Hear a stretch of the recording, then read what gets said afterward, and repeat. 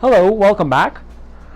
In this video, we're going to go through an exercise where we're going to evaluate basic limits of certain functions. For example, in the first one, you're talking about a limit of a cubic at x equals 1.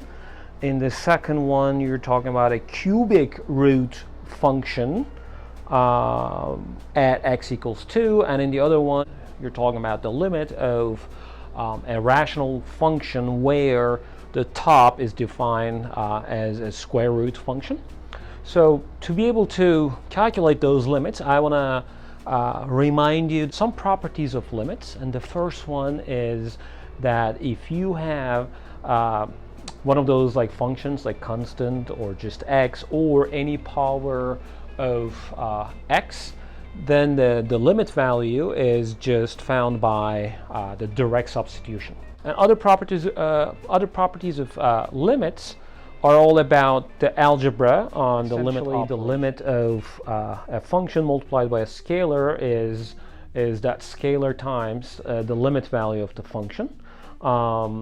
Or the limit of sum or the difference of two functions is just sum or the difference of the limit values.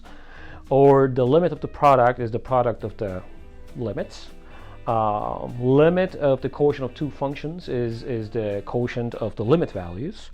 And the limit of a function raised to a power of n is essentially equal to the limit value raised to the power of n. A good strategy for finding limits is the following. So essentially, direct substitution is the first thing you should try, especially for basic limits and also for transcendental functions like all trig functions and ln function and exponential function. And if that doesn't work, then you're going to try to find another function for which the function is essentially the same as the given function except one point. For example, if f is provided to you, then you can find a g except c.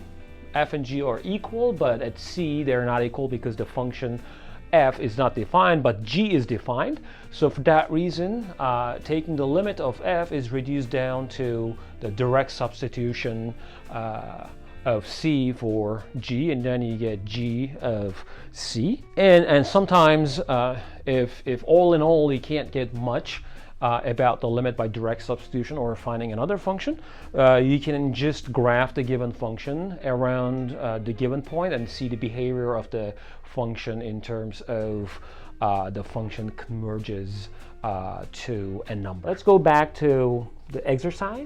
Limit of a cubic as x approaches 1. We can immediately try the direct substitution method. Well, let's do it.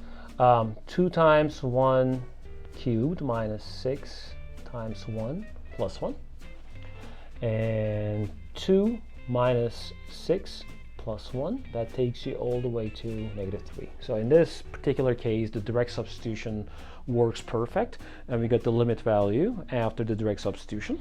And in the second example, it's the same deal. We're going to try to substitute 2 for x and then see what turns out. So this is equal to 12 times 2 plus 3. That is the cubic root of 27. But 27 is 3 cubed. So cubic root of 27 or cubic root of 3 cubed is just 3. All right. For this particular example, the direct substitution worked as well. And finally, we have a rational function. The top is a radical.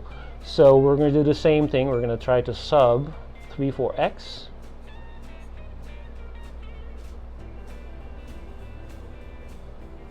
and then this is root 9 divided by 5, but root 9 is 3 because 9 is 3 squared, so essentially we get 3/5.